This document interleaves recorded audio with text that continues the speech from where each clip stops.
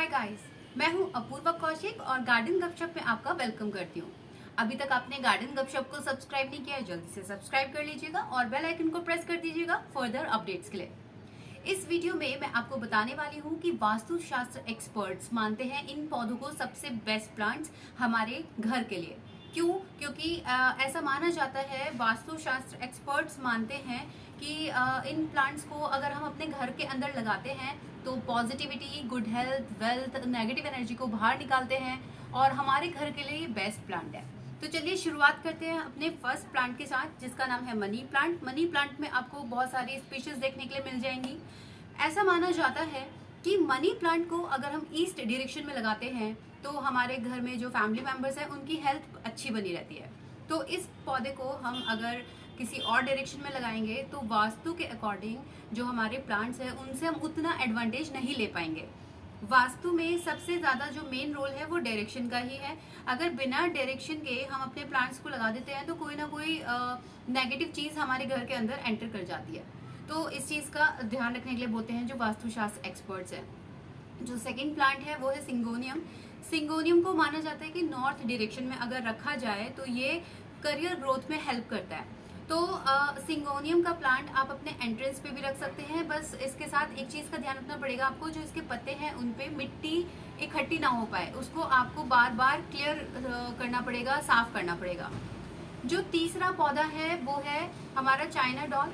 इसको बोला जाता है कि जो ये प्लांट है ये मनी को इनवाइट करता है और करियर के ऑप्शंस यानी कि सोर्सेज को खोजता है, एक तरीके से एक्सप्लोर करता है।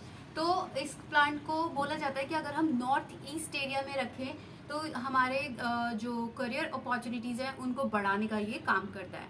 तो चाइना डॉल को फैंगशुई में भी बहुत नंबर 2 या नंबर 3 पे इसको रखा गया है और ये प्लांट वास्तु में भी बहुत अच्छा पौधा माना जाता है। तो इसको भी आप अपने घर के अंदर या बैल्कनी में प्लेस कर सकते हैं। जो नेक्स्ट प्लांट है वो आपको दिखाई दे रहा होगा इधर, ये जो आप पौधा देख रहे हैं मेरा पेडिलेंथस।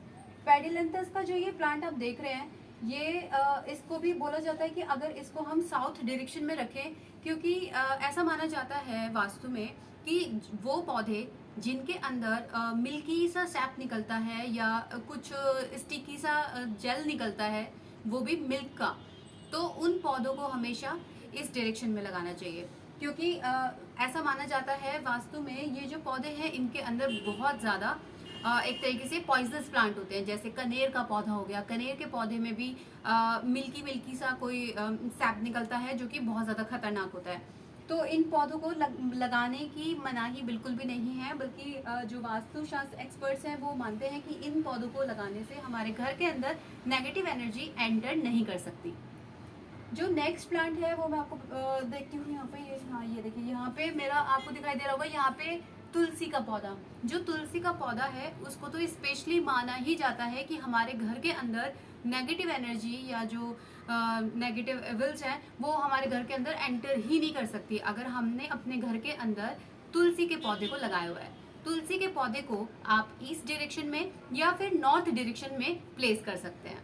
और शर्त सिर्फ इतनी रहेगी कि इसमें अगर आप तुलसी के पौधे को अपने बैल्कनी में, अपने घर में अगर लगा रहे हैं तो आपको मॉर्निंग में और इवनिंग में दिया ज़रूर जलाना पड़ेगा।